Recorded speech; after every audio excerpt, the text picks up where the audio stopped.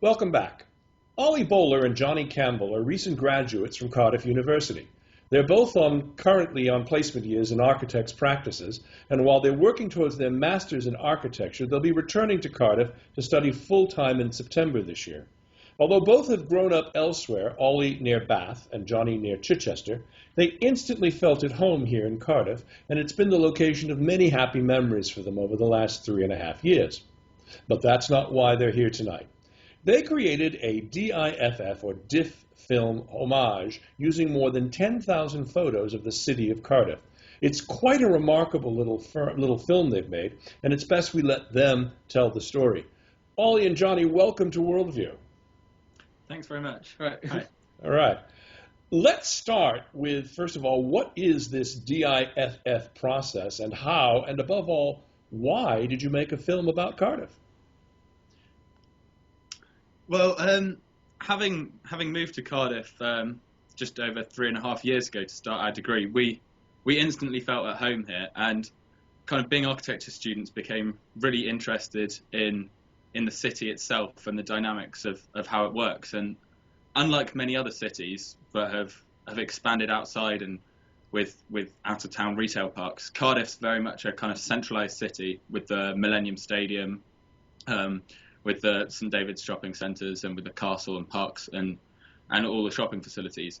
So as a place, it has much more of an atmosphere than most other modern cities, and we really wanted to try and capture that atmosphere through our film DIFF.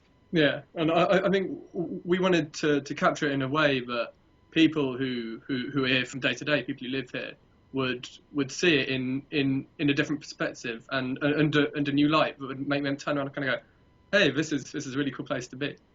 Well, it's exactly the reaction I had. I mean, I looked at it and I could recognize pretty much all of the locations of the shots you took, and I was pretty much stunned because you showed it in a manner in which I'd never ever looked at it before, and the stop action.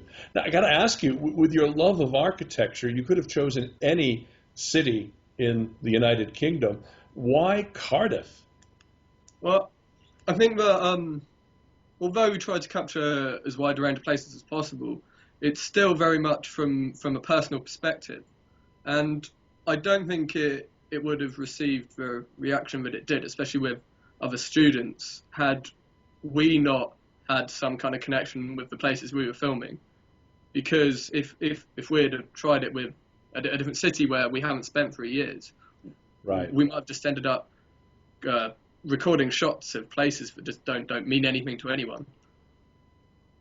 Yeah, I think it's a kind of thing that you could do London with the London Eye and Big Ben, but the places that really connect with people, and looking at the comments that we've received on Facebook, are very much the places where people have their own special memories, which aren't necessarily the iconic or the most beautiful places, but they're the places that people remember.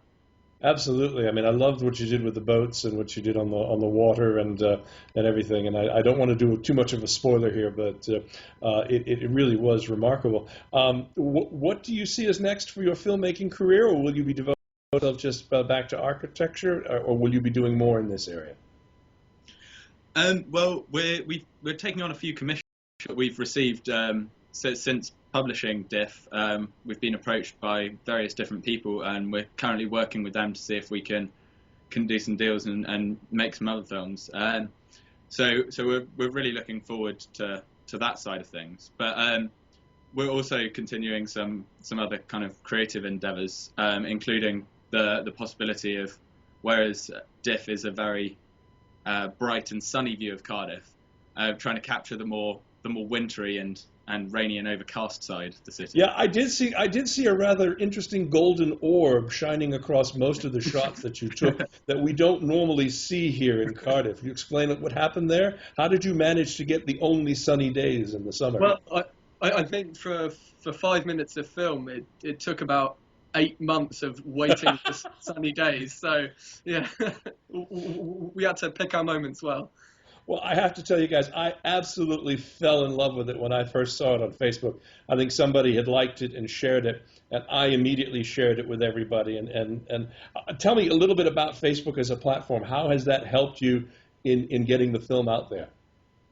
Well, I think what's great about Facebook is you can instantly connect with people in the same place, and just from the fact that people in Cardiff were liking it, it then starts to spread quite nicely. Just I mean, it hasn't gone viral in that it's gone worldwide, but it seems to have kind of gone viral within the Cardiff community, and that's really happened through Facebook rather than through any of the other platforms we've kind of got it on. Have any of the council people come to you and said, we'd like to use your film? For tourism or for other purposes? We're in discussions, not with the council itself, but with various other people that are interested in promoting Cardiff in a kind of positive light. Yeah. I think I might have interrupted you with the question. You were about to say something there, Ollie. Did I cut off something that you were going to say? Oh, before, yeah, I was just about to say that in terms of the world perspective, although it's not kind of watched by loads of people abroad, we do have got quite a lot of really friendly comments from people that have lived in Cardiff or spent time here and moved away, and kind of the memories it's brought back, but also the kind of growth and development of the city that it's shown in terms of Cardiff as a city, for those that don't know it, has grown a lot in the last decade or so, and for those people, they found it very interesting in seeing how much has changed. Fabulous. Tell our viewers, please, how they can find it on Facebook. Where do they go, and what's the page? It's facebook.com/what? It's www.facebook.com/blockfilm. That's BLOCK, right? Yeah. Yeah, block film.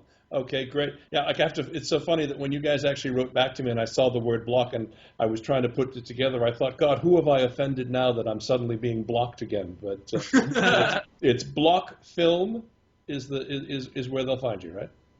I think it's block film UK. Block Film UK. That's very important. And if we have viewers that aren't on Facebook, is there a way to view the film any place, or what would they put into the Google or Bing search engine? It's on Vimeo as well. So if you go to vimeo.com /blockfilm /DIFF, DIFF. Okay, great. Hopefully people can slow the tape down at that point and find that exactly. Yeah. We'll put a link to it on our website. I want to thank you both for taking a few minutes to join us and wish you best of luck. I hope to see you back here when you release your next effort. Thanks very much. Okay. And we'll be back here on Worldview with a look at another filmmaking couple, a husband and wife team, doing truly great things to help capture the hard work of NGOs when Worldview continues. Keep it right here.